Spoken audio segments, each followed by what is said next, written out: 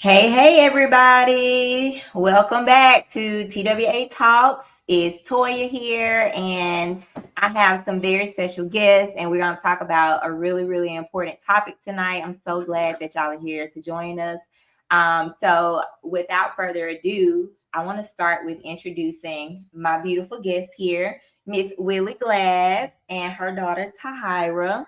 Hey, say hey, y'all. Hey. So, I'll let y'all introduce yourselves to everybody. Okay, thank you. Like LaToya stated, I'm Willie Glass. I've been a self-parent advocate for 20 plus years. I say parent advocate as well as from a personal experience as well as in the community. I have 20 plus years of advocating for children with disabilities as it relates to early intervention services, um, evaluations, obtaining evaluations, and advocating for services, appropriate services. And I'm Tahyrah. I have a 5-year-old son that was diagnosed with autism in 2022. So I would say that I have more experience now dealing, just being in the field and dealing with it. So You work in the field too? no. Oh, you just have, so you're saying you have like the lived experience Yeah. of it. Yes. Yeah. And that's what we all about. We all about bringing the truth, what the walk is actually like from people who are actually doing it and not just doing the work, but living the work as well, because that is what's invaluable, because it's so many professionals out there. It's people who you grow up and I want to be a this, right? And you don't have you know that lived experience. It hits different for people who you're talking to when you know what they're going through. And so that's what makes us so different. That's what makes this so different, is because we're really trying to get the voices, to amplify the voices of the people who are walking the walk, along with the people who are out there that's afraid to even ask for help. That's who we mainly want to reach with TWA Talks. Is we put this information out there. Number one, let them know they're not alone. Number two is professionals in the community that's on your side, that's here for you. And then you have parents like me and you who learned from experience. And that is always going to be invaluable compared to, somebody who went to school for it. Yes, thank you for your profession. Thank you for your expertise that you bring. But on this side of it is where a lot of people stand. And so I am so excited to bring this perspective from a parent advocate, from two parents.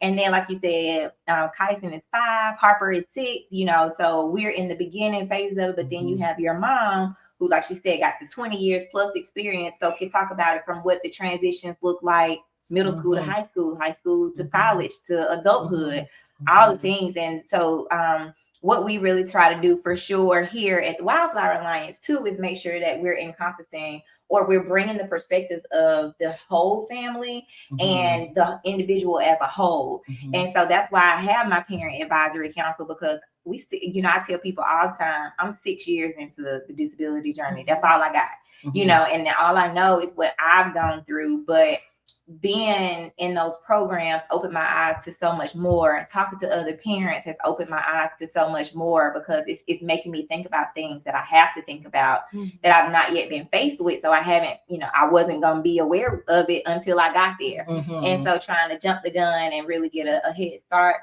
on how can I start preparing for this now. Just like we were talking about earlier, how people get in high school and get ready for that transition and they don't even know they could go to college, and then they find out they can go to college, but then they get put in that position of, well, you can't because you're actually on this track. So I definitely want to take a deeper dive into talking about some of those things. I want to talk about 504s. I want to talk about IEPs, because there's a difference in the two. And there are a lot of people who, don't understand that. There's one parent, I hope she's able to join us tonight, that had a question about, well, my child is on a 504, but I want to move to an IEP, and I'm being met with resistance. How do I push for that? And so trying to educate her and give her what she needs, and to equip her to have those conversations, to advocate for herself, but also let her know that there are whole organizations out here that'll go to bat for you as well. And so before we take a deeper dive into tonight's conversation, we have something very special that we want to present to our audience. It's special to me because this came out of the ECI Early Childhood Intervention Program that I had to do that was in Connecticut. So a lot of you probably been following me and you know that I've been in all these leadership programs. And so this particular product that I had to produce was specifically about IEPs. And so that's why I'm so excited about it. And I wanted to share it during this time because everybody should be talking about IEPs at the least now. We would have been talking about them prayerfully March, April, yes. But that's not everybody's experience. And so now what we're trying to do is help equip you going into the school year. Even if you're the parent who has the IEP meeting after school has been started, you know, that's okay. We can still equip you. And so what we want to present to you tonight is something that the Wildflower Alliance is another project of ours that is going to be launching here soon on TikTok. And our TikTok page is going to be a site where you could go and get nuggets of information about different things. But tonight, what I want to present to you is our IEP video called Lost in the Language. And what we really we hope that you glean from that or you pull from that is just some of the basic acronyms that you'll hear in IEPs. So take it away, producer. Okay, so we're back. And I hope y'all really enjoyed that video, enjoyed it like it was cute. And also you learned from it, right? I hope that it was informational to the point that you were like that. You saw yourself at some point in that video was like, you know what? I don't even know what that acronym is that she just presented, or I didn't know there was a whole law around this. So I hope that that video, I know it was long. The videos moving forward won't be as long. I just had to present a product, you know, and it had to be long. But that's where we're going, y'all. That's what we're here for, is to literally bring the information to the parents that you're not going to get from the professionals. I'm sorry to say that, professionals. I'm sorry to say that. You know, I know the intent is for professionals to give that information, but it ain't landing, professionals. It's not landing. I'm telling you from experience. And so I hope that what you take from that is not a dig, but I hope that you take that as, okay, how can I get better in explaining this and making sure that the parent that I'm communicating with is walking away equipped. So that when they go and have these conversations and I'm not present, they're able to stand on their own 2 feet and know when it's time for them to bring in a third party, i.e. a lawyer or whoever it needs to be to help them, an advocate, somebody, because a lot of people don't even know they can bring people to the meetings. They don't know, you know, or it's so intimidating that it makes you think, well, who can I bring to the meeting? Do they have to have some kind of credential, license? They don't even know. It could be a friend that is a special education teacher and can help you advocate for yourself and can talk in the meeting as well. And so that's what we're here to really dig into tonight, talk about it from y'all's experience. Because again, everybody always hears from me, and Henry will make me stop talking because he say that I be telling my story. But I get so excited, you know, when I find my people, I'm like, me too, you know. And so I love for people to hear all the different perspectives of it. I like to hear, because I do feel like a lot of our experience has been good, but it ain't a lot of the good out there. We got to be honest, and that's what the people need to know. So we're gonna I hope y'all enjoyed that video. We will share the link to it. It's on our YouTube page. It's gonna be again, it'll be dropped in the comments, so you can go click on it, give us some views, share it with your friends. Share it with parents who are still hesitant to reach out. Share it with friends who may have IEP and think they know, and they may still not know everything. There's just so much that you can pull from that. So I hope that you know, there's some value there. And if you're just a friend, a champion, an ally, or somebody that's just here to support and you know, learn what you can learn, I hope you're able to take something back from this conversation as well. Because again, we are everywhere. You know, we not just in the disability community. We are in every community, sitting right next to the same people. So that's the goal. That's what I hope that you know, we accomplish with this. I'm trying to wait for my producer to tell me. Oh, okay. So he said I gotta start talking. So stop talking and let y'all talk. I just want to commend you on that video. Oh, thank and you. talk about the importance of what you targeted as it relates to the language. All of those terms, those acronyms that you presented within your video is very important. Mhm. It's very important because when you get in those meetings, those acronyms are being used, and as a parent, it's going over your head, and you're really not understanding what does that mean. Mhm. You know, and then it's very important that you understand that. So kudos to you. I Yes. commend you with Thank that you. video. Thank Very you. important. I made that video in a day. I literally was like, what am I gonna do? And then I finally got the idea, and I'm more one of those people that can produce in crunch time. I think that's what came out of it. So okay. So we'll start with, you want us to start with the crunch? Okay. So we're gonna go ahead and kick off our talk and just kind of dive into talking about our experience, y'all's experience. I mean, I'll jump in if Henry lets me.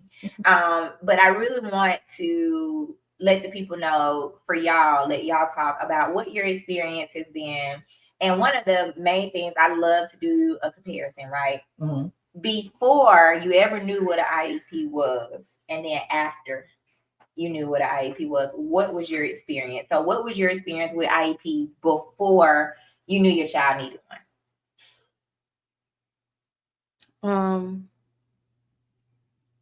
I would say because I had an IEP in school.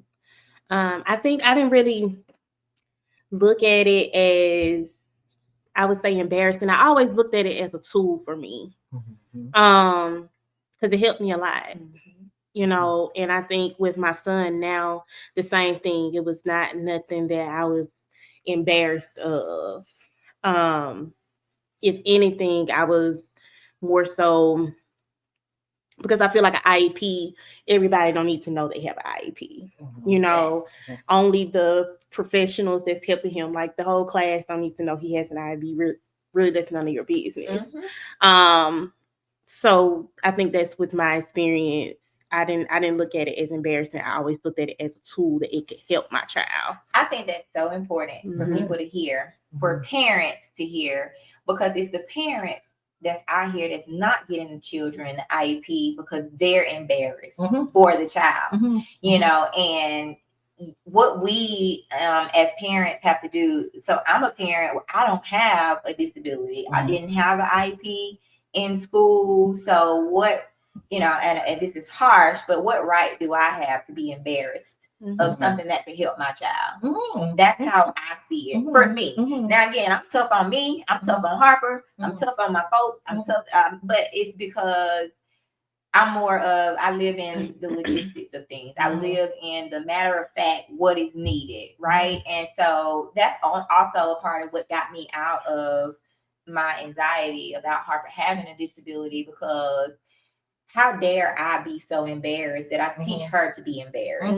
Because that's ultimately like what you're doing, right? It's like your embarrassment leads to them being embarrassed about a thing that they need to help them maneuver, navigate in the spaces that you're not even in with them. That's right. And also, what are you teaching them? And I think that's what I'm working on now, is being what I'm telling him to be. If I'm telling him to be brave, if I'm telling him to, have confidence, if I'm telling him, don't be afraid to interact with people, maybe his language is not all together, and I'm telling him to be brave, but then I turn around and not be what I'm telling him to be. I love that.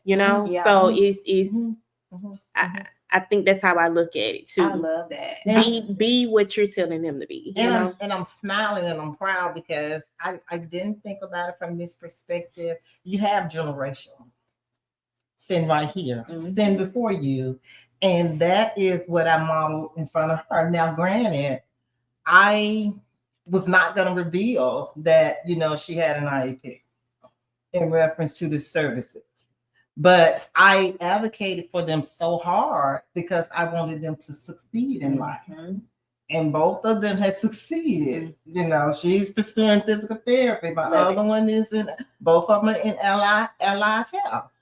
So therefore, What we don't do in the community, we talk about the stigma and the labels, the IEP, the special education, but we don't talk about the success. And that's what's important. We don't talk about the success, and if it's okay if I share your diagnosis, because I think that's important in reference to because ADHD, ADD, inattentive type, that is so prevalent in the community.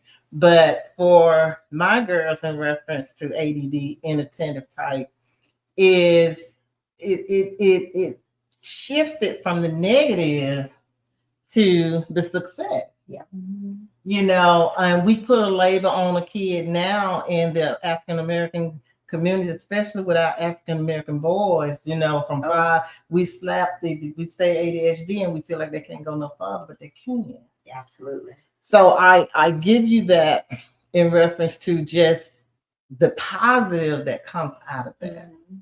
It can happen. Absolutely. Yeah. And that's what people need to see. And that's why I feel like it's so important for people to see families that have gone through it, walked the journey, and then are now on the other side of it.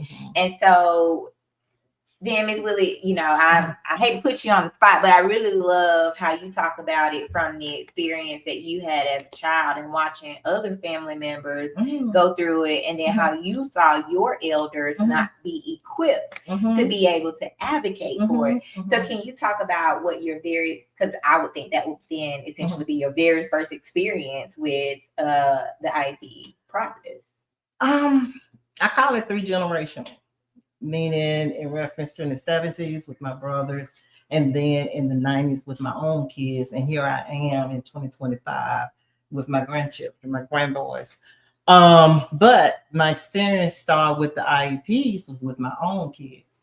Because back then in the 70s, I just can relate back in reference to, I knew they was in special education, but not knowing all the ins and outs. If my mom knew about the IEP, because they didn't have those type of meetings per se. Oh, if they did, I'm not aware of it, and that is that's part of why the label and the stigma comes with special education, because back when, in the community, we're just familiar with what we are familiar with special education back in the 70s, what that looked like back in the 80s. Whereas, special education, they put a whole bunch of kids together, ranging from 5 to probably, 15, just a range of kids in one room, and then teach them. Yeah.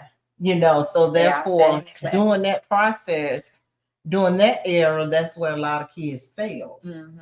Then, I must say to the community in reference to how hard the disabilities community has advocated for changes, and grateful for the changes, because when I encountered IEPs and evaluation processes in the 90s, then, in the 2000s, it was different.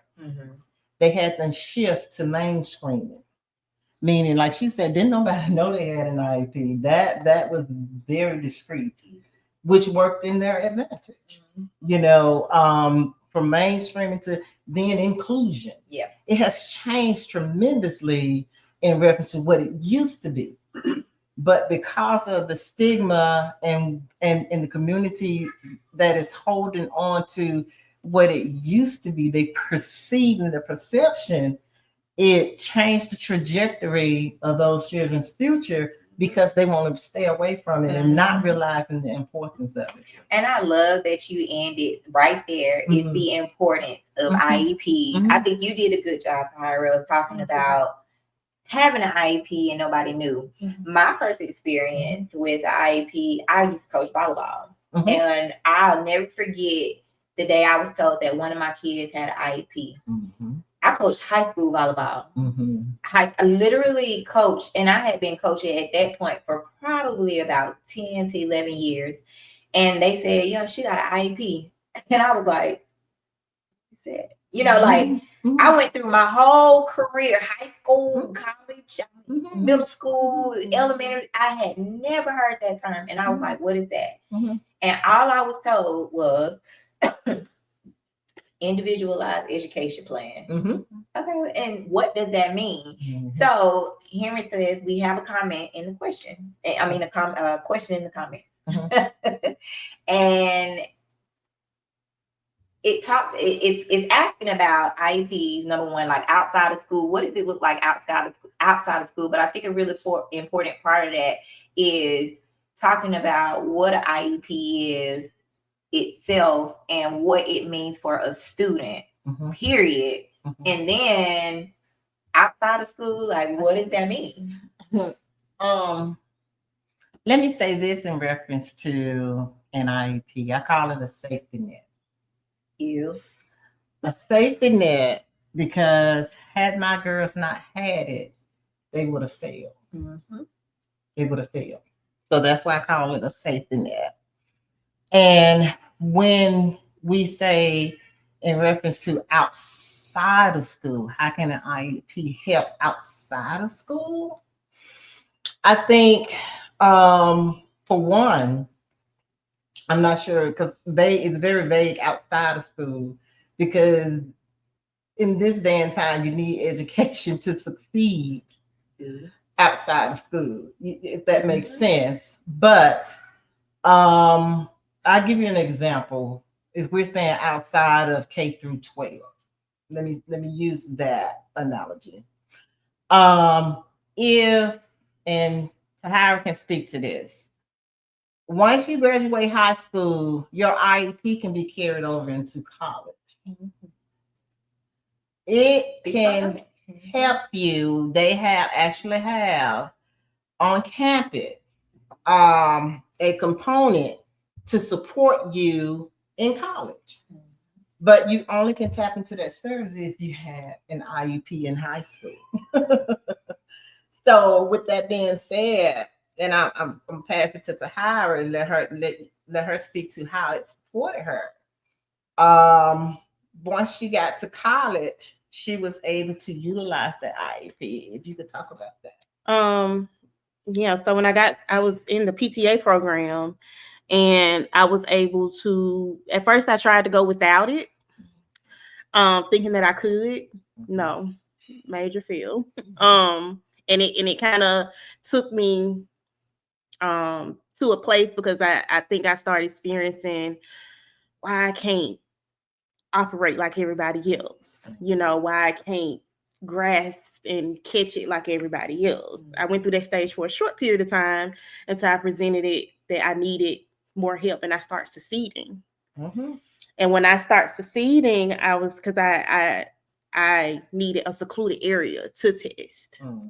That's what I was about to ask you. Can you describe what it looked like for people where I feel like it's important? And when I talk to people and I break it down to them, I say beyond what it looks like outside of school.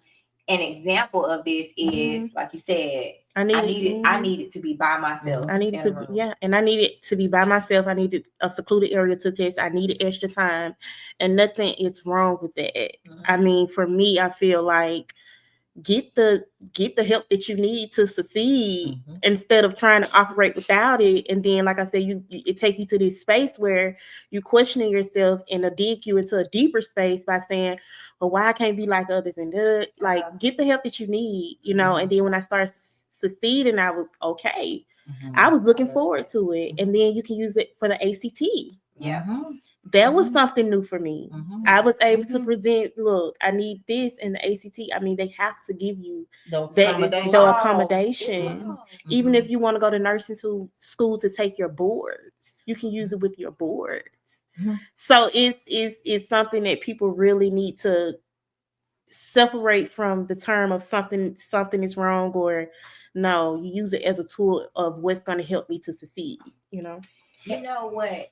Before, what I hear in everything that you just said is the fact that y'all fought past the stigma of it. That's ultimately like what that is, man, forget you tapped into two things, because I've heard, again, I've been in these programs. I heard them talk about how some adults get diagnosed with autism later in life, and they say, well, how can that help you? It helps you because it helps you figure out who you are, the feelings that you're feeling inside. You're not crazy, right? And so you literally just said that, like, it sent me into a place of, why can't I keep up like everybody else?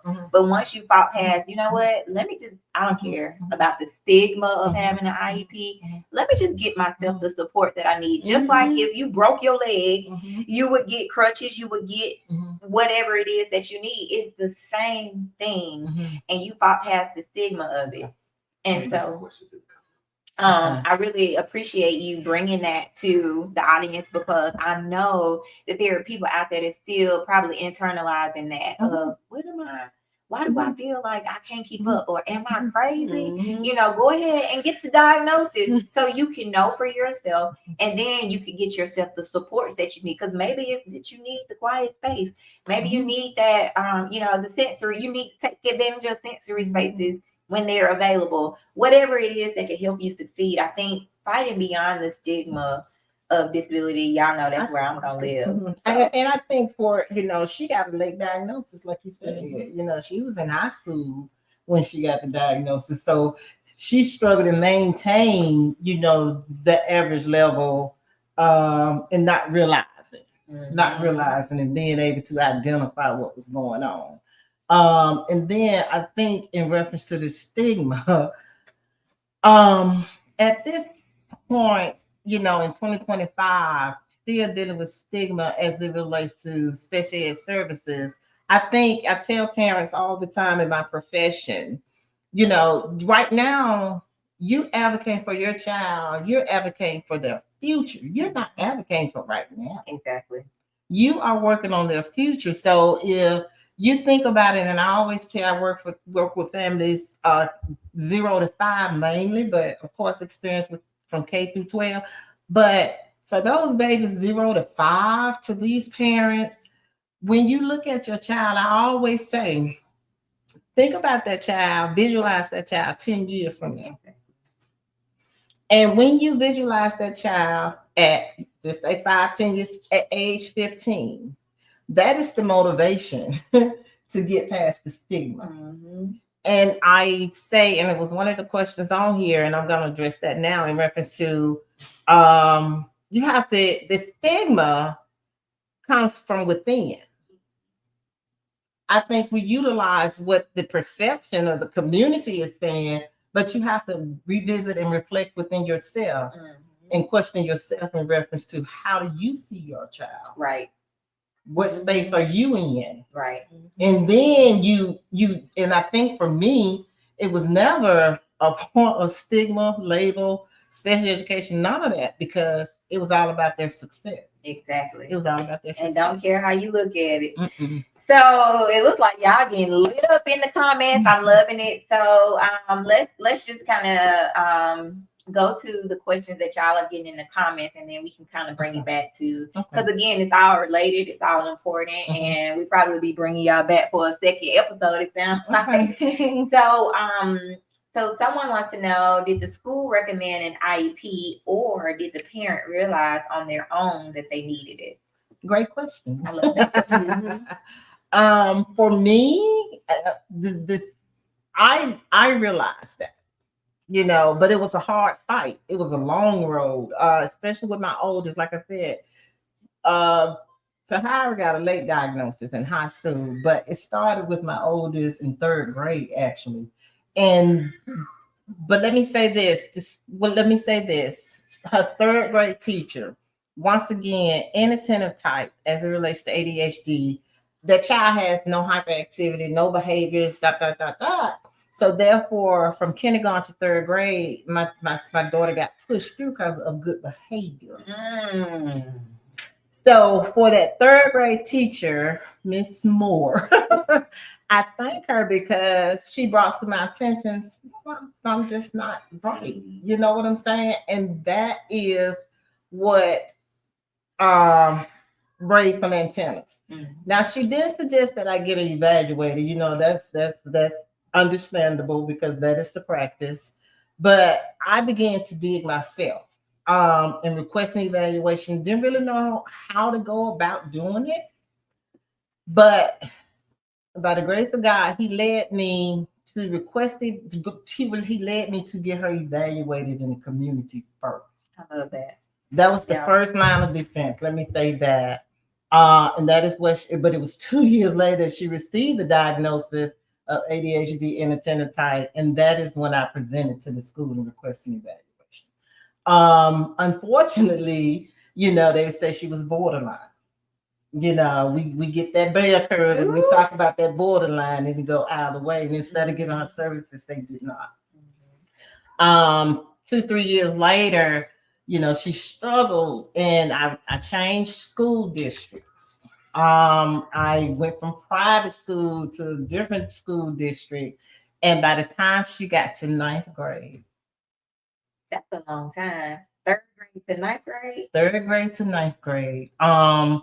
And they was not recommended it neither.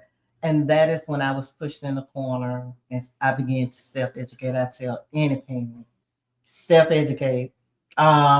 Because I began to research, and the manual I use is called A Right, Not a Favor. I love that title within itself, because when we're sitting at these IEP tables and they're giving us, the services they're going to provide, and they talk about, well, how do you like this? How do you like that?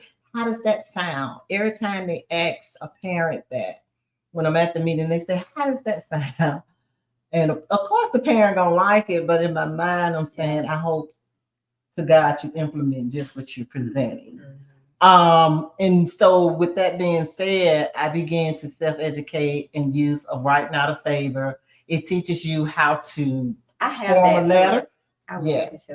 It teaches you how to generate a letter, develop a letter. It teaches you how to communicate with the school in the most simple and appropriate way. And you can't go wrong with that. That was my guide. And I began to recognize that, okay. And after I went through that process, that is when, with my daughter here, I'm like, okay, maybe she needs an evaluation, because of the struggles. And that is when, and again, no, the school didn't recommend for my kids.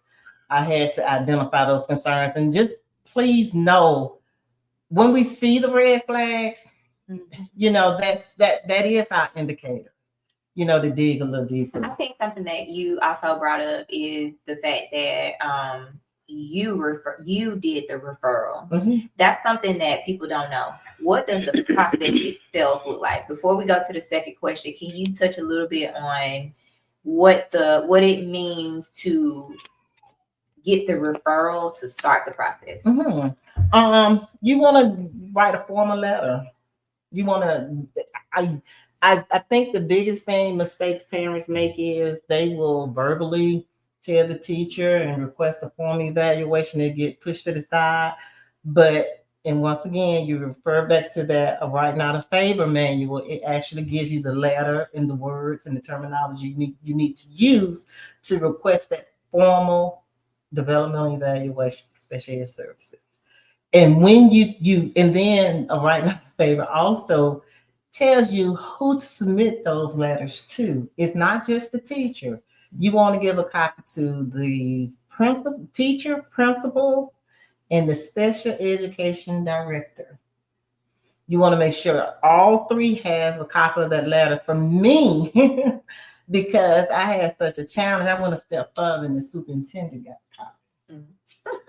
So therefore, you want to make sure those people that of importance, all of them get that letter to begin that. And then this is where you got to understand, and within A Right, Not a Favor, you have a timeline. That's what I was about to say. Because once that letter reaches them, they have 35 days? It's 30, 60, 90, 120. 30 to acknowledge in reference to that, and possibly refer me maybe within that 45, but then it's 60 evaluation, 90 eligibility, and then they have that extra 30 days to do that IEP. But school districts has their way of doing things, so therefore they have a way of clocking that time. That's fine. Cause I do want to say Miss Willie got a shout out from Crystal Brown. Yeah. So okay, I'm trying to. This is it's getting so good. We ain't even made it out of our first section because we keep getting questions. But I definitely want to make sure that we touch on 504 versus IEP. Why is IEP chosen over 504s? But then the reverse of that is also there's a parent that I recently encountered that wanted to know, how do I move my child from a 504 to an IEP? So let's first talk a little bit about 504 versus IEP. Now, let me give you my summation, my synopsis of what I think is the difference between the two. And then I want them to hear from the professional on what it is. So the way I understand 504s to be is that 504s are more so for more commonly used for your temporary situations, right? So when you have someone who broke their leg and they need to sit in a wheelchair now, or they need to utilize the elevator, because that was me in high school. Now, I never got a 504 put in place. I broke my ankle when I played basketball. I broke my ankle.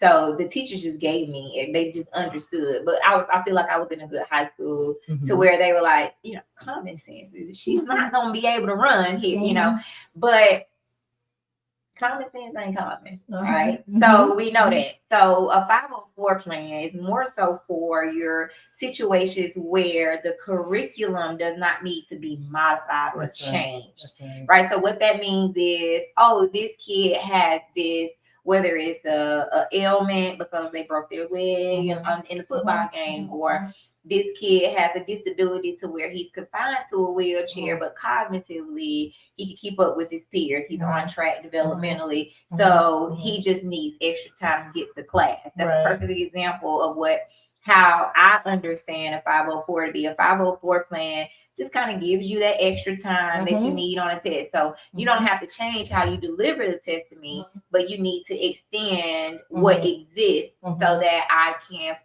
fully participate in class. A 504. An IEP then is needed when you got Harper Lee Mims who can't communicate verbally, but she can damn sure communicate. She can use her AAC device, and you can ask the class a question and she can answer her question. It's just that she cannot write in the similar nature that her peers can. So she has to speak her words. So if she's taking a test, she can't circle it.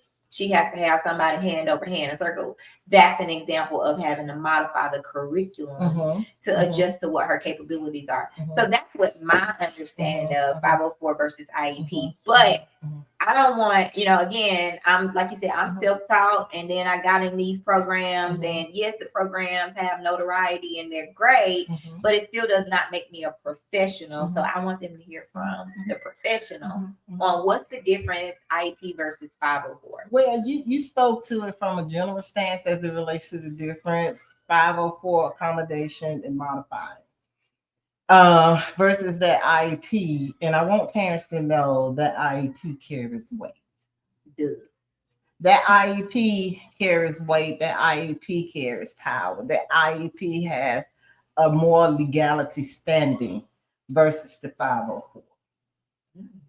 You want to think about in reference to, like you just made mention for Harper, whereas, she needs specialized instructions. She needs related services, PT. So therefore, a 504 is not going to give you that. No. It's not going to give you related services. Related services, once again, PT, OT, speech, things of that nature, the AAC device, all of that falls under an IEP. Versus that 504, they can modify the curriculum to make sure that child gets this. They could do the accommodations. That's within the environment as well. Like you talked about, being in a wheelchair, and then they can accommodate that child being in that wheelchair. So you need to know in reference to if your child is on, and it's not necessarily it could be long standing, but again, it does not. And then I want to say this, like within an IEP, they closely monitor that progress. They got to show data versus at 504. It's not necessarily mandated. Of course, they probably monitor the progress to determine that, but at the same time, that IEP has some mandates that they must follow. I talk a little bit about when a parent is in a situation where there's a 504, but they want to move to that more weighted IEP. What does that process look like? Because that's where parents are wanting to know more about how do they advocate effectively for that. First and foremost, you want to know, like we just stated, you want to know the difference between the 504 and the IEP. You want to know the eligibility criteria for special education for that IEP. Research that, and I would suggest, for me, I would want to know what qualified that child for that 504. What was the diagnosis? What did the evaluation reflect? That's the part that people don't understand. It's an evaluation. Anytime these are brought up, a 504 versus IEP, there has to be an evaluation done. And it's in that evaluation where if you're getting it done through the school, that they have the say of or recommendation, right, of 504 versus IEP. I imagine. Now that I can't say, because that 504 is evaluation different from being evaluated for special ed services. Okay. If that makes sense. It's not like an evaluation is done and then it's a determination whether it's a 504 special ed services. Those are two different processes. So therefore, my suggestion to that parent, if she wants to move from a 504 to special education to an IEP, it's simple as writing a formal letter, once again, requesting an evaluation for special ed services. So I have my friend from high school, Krista Brown. I love her so much because she's so outspoken. Yeah. Oh, that's Chris. Oh, that's Chris. Oh, okay. I thought you were talking about another Chris Brown. Well, you have to say Chris Devon Brown for me, because then I know. Yeah, that's my name. Yeah. We was married before me and Hero got married. That's what we do. Yeah, we Oh my God, that's our circle. Yes. So, and she was actually one of the first people that I actually kind of opened up to a little bit about what my journey with IEPs had been, or moving into. Oh, really? Wow. Yeah. Okay, Christy. So that means you need to be with the Wildflower Line. So she says her son has a 504 that's permanent, and so he has ADHD, which is a medical condition that could impede learning. So it's gonna stay with him as he goes through school. I think that's so important for people to hear also too, because like I said, I just gave an example of a temporary situation, so people could walk away from this conversation thinking a 504 is temporary. No, that's not true. It's really the diagnosis that qualifies. It's what is the diagnosis that qualifies your child for a 504 or an IEP. Either way, as you saw in my video, I try to present that an evaluation and assessment, a screening, and then the assessment has to be done. The screening can be done, but it's going to be that assessment that determines. And then also another part that I want you to talk more about, because again, I like them to hear it from the professional, because people just think you just went on Google a lot, and then you went and took Google online, and you think you're a professional now. But another part that's super, super important is understanding that when you get faced with the situation and you need to say something, I need something for my child, I don't know what it is, and how you have to ask questions, and how you have to search, and how you have to say, well, I don't know what it is that he needs, but when we go to our pediatrician, they're saying this.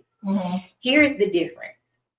school can do an evaluation, Absolutely. and you can also get, Ms. Willie referred to it earlier as a community, Mhm. meaning it came from your pediatrician, Mhm. it came from someone who's a professional that can literally say, here's a diagnosis, Mhm. right? Mhm. So you have two different ways that a child can receive services, and that's important for people to understand too. It is because for the school that is called a educational diagnosis.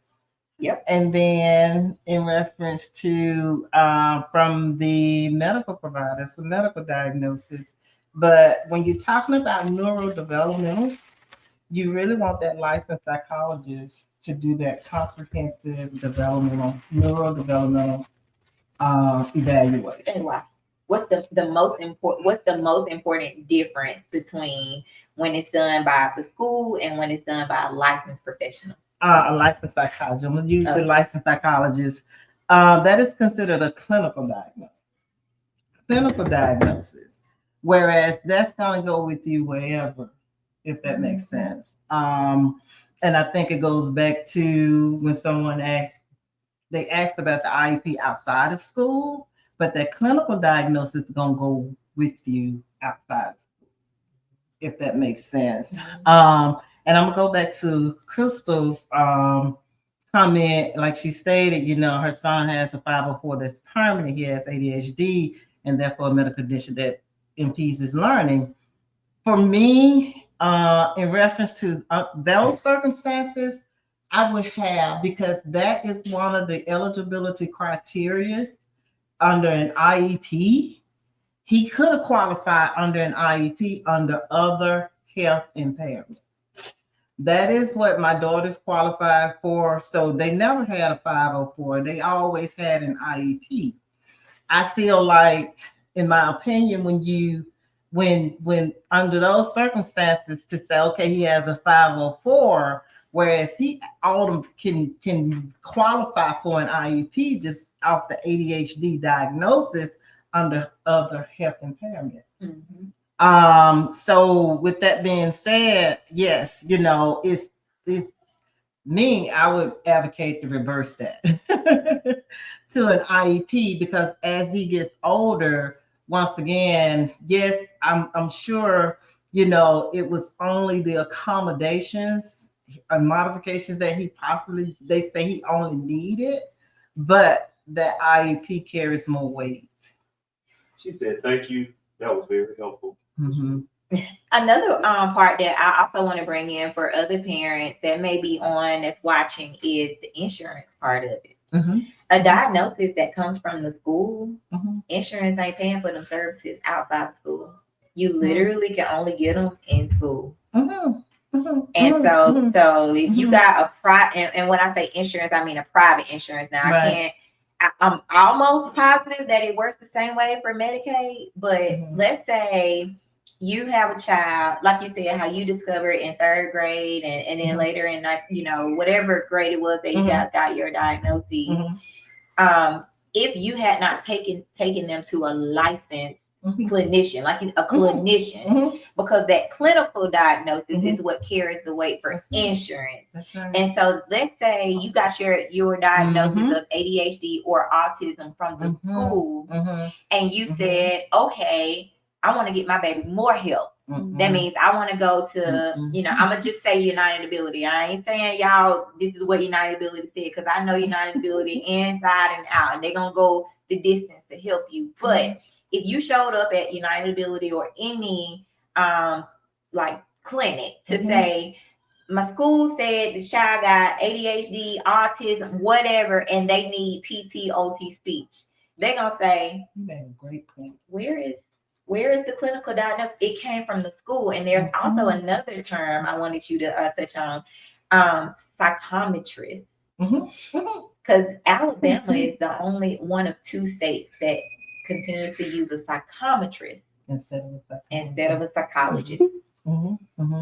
And just based off my experience, a psychometrist is limited in reference to no, it ain't evaluation. That's the truth. It's the truth. I learned it outside of Alabama, y'all. I'm telling y'all they lying to me. Okay. I'm being careful, but I understand, yes. in reference to those evaluations, that's why I really want Dr. Houston, like you said, maybe we could do a part two.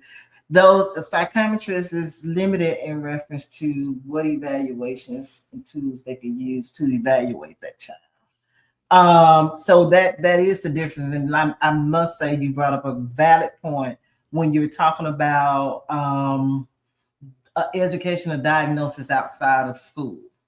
You can't go to the community, to a community resource and say, hey, she has an IEP, she has an educational diagnosis, and I'm wanting to tap into these services. Insurance does require, that clinical diagnosis in order to go outside of that school. And so here's another unique workaround, and I won't call out the school district's name, but it is one that is based in Jefferson County, that's in Birmingham, outskirts of Birmingham, literally on the east side, trying to drop some hints for these parents out here that contract licensed psychologists as opposed to psychometrists to perform their evaluation.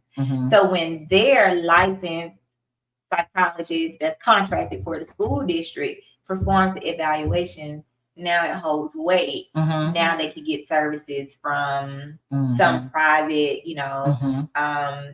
PTOT speech to continue services beyond school.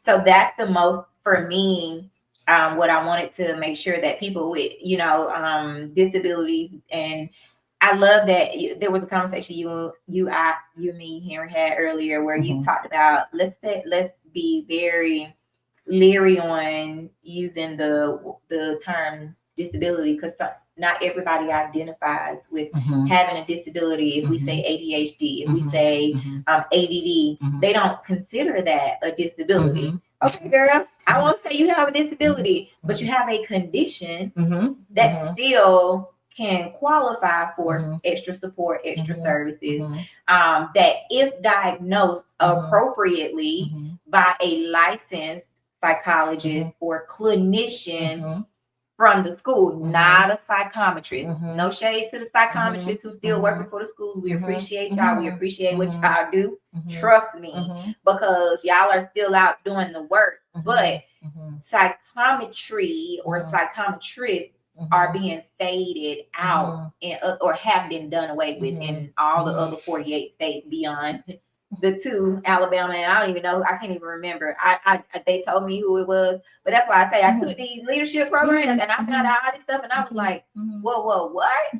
Like, you mean to tell me that these children, the schools are trying to help? That's what I'll say. They're trying, but they're limited to their resources, which in the state of Alabama says you got to use psychometrists because we behind time, we Alabama, and we ain't using these licensed clinicians that can get them help beyond school. So that goes back to what the question was earlier about what does the IEP look like outside of school? It's what does the services of an IEP look like outside of school? They don't exist if you didn't get it done by somebody that got the proper credentials. That's right. And I must go back to like when Tahyrah utilized her clinical diagnosis when she went to college. Even though she had to get it updated, it was able to carry over into college. So therefore, once again, like we stated, that clinical diagnosis is the one that travels with you. Absolutely. And the educational diagnosis, we talk about in reference to unable to go outside of that, and you can't, but if you got that IEP, it can help you over into college. But they may want at that point a clinical diagnosis. That's true. That's how it goes. So, I think that the main goal is really just making sure that people are, again, equipped, and making sure that you really know the difference over here and what it means over here and what it looks like in real life, and get beyond your own internal shame because of it's learned. All of that is learned behavior. But that goes back to, like you said, I kind of referenced in the previous TWA talks where I talked about being in denial. In the Black community back in the day, it wasn't that we were in denial, we were in fear. And that fear is what's living on in the generations because the children were ripped from the families. You not taking care of this child the way they need to. That's why they like this. And, you know, you were afraid that you were going to lose your loved one. So you weren't going to get them the help that they needed. And you told them, stand up straight, you know, fight beyond whatever is going on internally. I don't care, because if they see you outside the house like this, they're going to take you from me. That's a fear. That's not a denial. And that's where we really need to start really trying to tear down the stigma, because that all exists from fear. And that came from the conversation that my dad shared with me. So, you know, here and today, I'm gonna try to like get us through at least one of these questions of advocacy, and what it looks like in the IEP meetings. I mean, it's just so many different. Like I said, it's so much. It's so many layers to an IEP. I brought Harper so I can show you. It's 26 pages long, and most people would say, "Who gonna read 26 pages?" I will take a whole week to read 26 pages if I need to. And let me say this, I think this was one of the questions in reference to, how do you prepare emotionally, mentally, and practically? Number one, I feel like you should request a drafted IEP at least 2 weeks prior. And this way, it relieves anxiety because you are familiar with the unknown, what's coming up. And then you want to, like you say, those 26 pages, you got time to go through them. You got time because but this is from my experience. We have read one of Kyson's IEPs, and it was copy and paste. And their description or his preference, we saying, well, he went to Sunday school.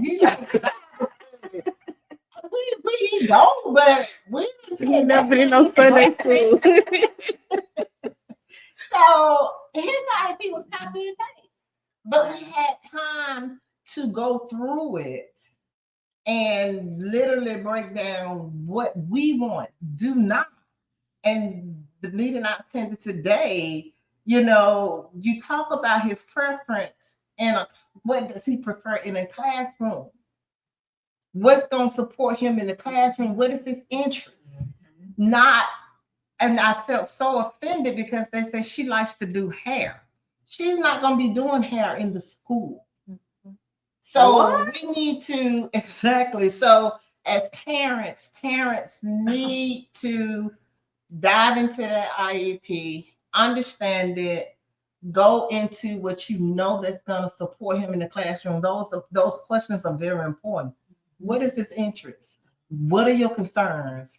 It's not about, well, for me, because, you know, just being in the community so long and working with those babies who are nonverbal. And of course, your biggest goal is you want him to speak. But your biggest concern, you know, I want him to speak. But you can come up with some more concerns as well. Because you want to make sure that they are targeting those things. Those are, whatever your concerns are, they must address them. And you know more of what your child can do than they do. And I would say too, I hate reading. I hate it. But I feel like going through the IEP gives you more confidence because you go to those IEP meetings and they will fast talk you and you don't know what they're saying. Like, and then I think I realized too is they make you so comfortable. And the whole time they are failing your child. And the comfort, I mean, being an autism parent altogether, you're dealing with so much. So you're trusting that the school is doing right by your child, but the whole time they're not. So I think just going through the IEP, you know, it gives you confidence. It gives you, you know more of what your child can do than they do. I mean, they're dealing with 10 kids and they just want to say, well, this is what's best for him. No, you know what's best for him. You know what your child is capable of. So I feel like like my mama say, you need to look at it like they're working for you. Because they are. Yeah. You need to look at it like they're working for you and you leading this meeting, you telling them what they need to do. Yeah. You know, and that's the level of confidence that we want people to walk into the room with when they go in there and they like, you know, that's what I try to tell parents all the time. When you in the hospital, yeah, they know how to do the surgery and they know how to check the vitals. But do they know this kid? No. Do they know that if you pull the needle out in front of this kid, the kid gonna run? Or you could just pull it out and then let somebody talk the kid into it, and then it'll be a smoother transition. There are so many different ways that you could go. And then another point that I want to touch on that you brought up is the fact that you said that the parent was like, you know, she likes the braid hair. No, we need to talk about what does this look like in the classroom setting. That's right. So that's why in that video you'll see when I talk about PT, because I was the parent who thought that the PT she was getting in private was going to be the same PT in the school. No, PT transitions into how does she functionally get around this school? That's what people need to understand is you have to then shift your thinking from, like you said, from community to, okay, how do I make you successful in school? How do we get Harper to not shut down on them when she don't want to do them? Do the work, you know, do the thing. Because like for us, we know if it's easy, Harper will do it. But once you challenge her and she'll try it a couple of times, and once she fails, she's pissed. I had to say, oh, that's my girl, because that's how I am. Once I can't get it, I'm mad and I don't want to do it no more. And I'm going to try it again and I'm going to get even more upset. And for someone who can't verbalize that, what does that look like? She's going to shut down. How do you get her attention back? Offer her a Sprite. She gonna sit right up like, okay, I'll do it. You know, and she gonna do the task. You better give her that Sprite. But you know, or say, I'm gonna tell mommy that you can get a Sprite for dinner. And now you have changed that behavior. You've shaped that behavior to make her successful in school. And now you can use that for other tasks. What are other things that she like? In PT, we tell them like when Harper getting ready to shut down and don't want to do again the hard, it's just the hard task. Once she accomplishes it and then it becomes harder because you challenge her, she's gonna shut down. Play Frozen. Literally play the song. She'll wake up and she'll just like, oh, okay, I like this song. Let me listen to it for a minute and then I'll do it. You know, and so it's just like, but I know that as the parent. But we as a team now can make her successful. So now she's sitting up on her own and she's doing all the things. So what that makes you the driver of the meeting. Absolutely. And that's what we need to go in as the driver of the meeting, because you're the only one can guide and lead this process. Without you, it cannot be done.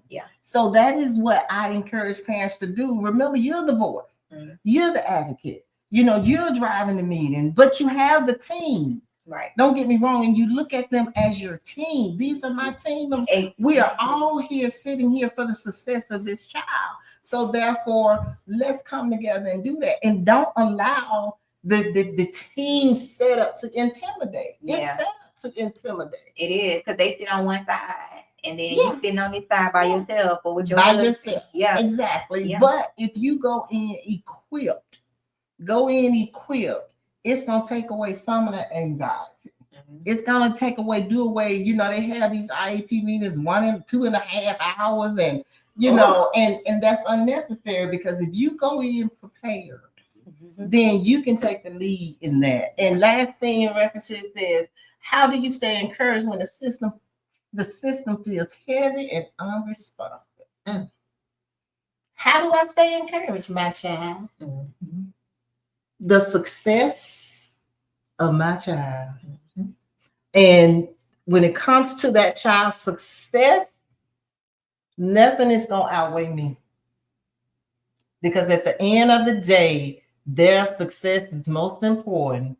And the Act, Individuals with Disabilities Education Act, say I am entitled to that free, appropriate public education. Parents, you have so many tools in your box. All I would say, tap into that box. You cannot sit on the sideline and think that the school is going to do it all. I had one principal tell me, I just need the parents to work with me. It doesn't get no better than that. So with that being said, remove the emotions. Yeah. Because your emotions can become a distraction. So I always told myself, it's not about me, it's about them. And then I think another question was, how do you not be seen as a difficult parent?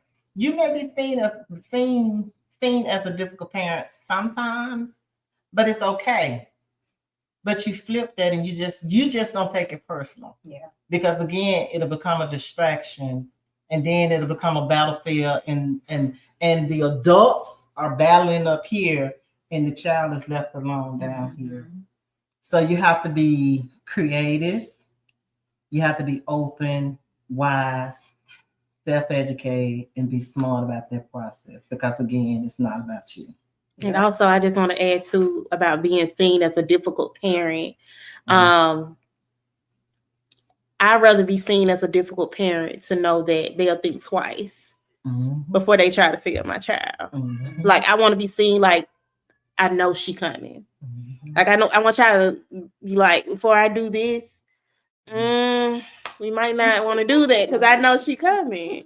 Like, I know she coming. So I'd rather be looked at like that before I allow y'all to label and fail my child. Yeah. And it's not that you're being difficult. You are literally challenging them. Yeah, that's it. That's it. And, I know that, on the teacher side, that there are difficult parents out there who want you to do all of the work, but it's not like that majority of the time. Not when you have true advocates in front of you that's trying to get the best for their children. I really hope that there are teachers that's here that can see us beyond difficult and can see that we're just saying that our children are capable and we want them to be treated. See them as competent and let's try to treat them in that manner. And if you see something to where you feel like I'm being over ambitious, now let's have a conversation, because that's where I live. Is I know Harper's limitations, but I will push her. It took them to say, yeah, well, perfect example. Harper did an intensive and she started walking more. So we was like, she walking more. She gonna walk in school. We want her to walk in between classes. And we did all that. And she started missing breakfast time. She was late to the class where they were, and it's because I was over ambitious, but they brought their expertise of, okay, either you need to get here earlier, which usually is not much of an option in the school, but let's try it this way. So now we're working together. So I, again, wanted to bring in that positive standpoint. There are teachers out there that want to work with you and want what you want for your children. But for those teachers out there, because again, I kind of shared with y'all one of my experiences where I was met with resistance from a whole school system, from the director down to the teachers. What you want? Like, why are you trying to bring them this? Why are you trying to reach the parents? They're difficult. They're not difficult, baby, sweetheart. They are dealing with a lot. That's the part that you're missing because you don't have that lived experience. You just have the expertise. That's what I was talking about earlier. When you're just the expert in it and not living through what it feels like to carry this disability, to care for this child, to make sure they have everything they need, and you got to go pay for the food, the bills, all the things. Like, come on now. Like, we got to start. We're in 2025. We got to see beyond our own emotions. So, yeah, I know we out of time, y'all. This conversation started well before y'all even joined us. So, I hope that I could for sure have y'all back. I think it's so important. My dream would have been to start this earlier, but time got away from us. Because again, if we had the whole month of July, we could have done more topics, talked about different things. And like I said, y'all, questions was here before y'all got here.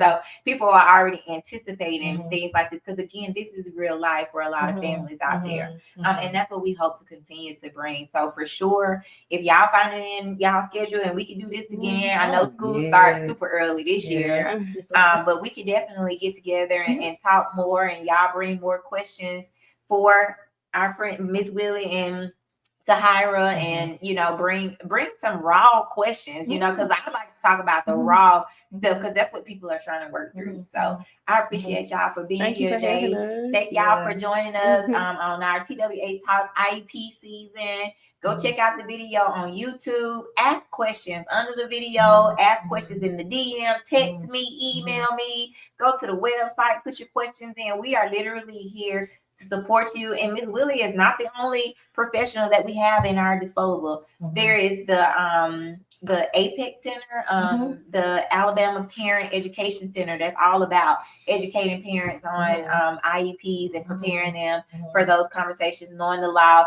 ADAP is a resource, especially when you're having to fight and you need the support of a lawyer. Free for families. They are here. I got the director's email. Y'all, come on. Y'all got to know that we got resources out here and we ready to use them. We just don't want y'all to stay home alone. Yes. And for the autism community, tap into UAB Regional Autism Network. Oh, yeah. That is a great connection. Listen, my folks, Miss Christy Ford and Gwendolyn Brown. Those are our people. Yeah. It's all about making connections. Definitely. Making connections as it relates to the resources, the evaluations. And I tap into, I must say, in reference to my colleague, Dr. Felicia Houston, Links to Learning as it relates to those neurodevelopment evaluations. It's the community out there to support. Yes. As it relates to whatever the concerns are. Yeah. Just know that it's important to have this information. Shantae Lockett Lewis, I'm gonna go ahead and throw her out there. She is a mediator. She works in a completely different school system in the state, but she is here to support families in Birmingham because she knows the laws. She knows what schools should do. She'll advocate for you. She'll do that hard thing that when you don't want to be labeled as difficult, she'll be labeled as difficult for you so that you can make sure you're getting what your child needs. Because that's what it's all about, is making sure these babies have the support that they need to be successful, to thrive, and to live a full life. So again, we overtime. Henry about to cut me off. I thank y'all for joining us, and we'll see y'all soon. Bye.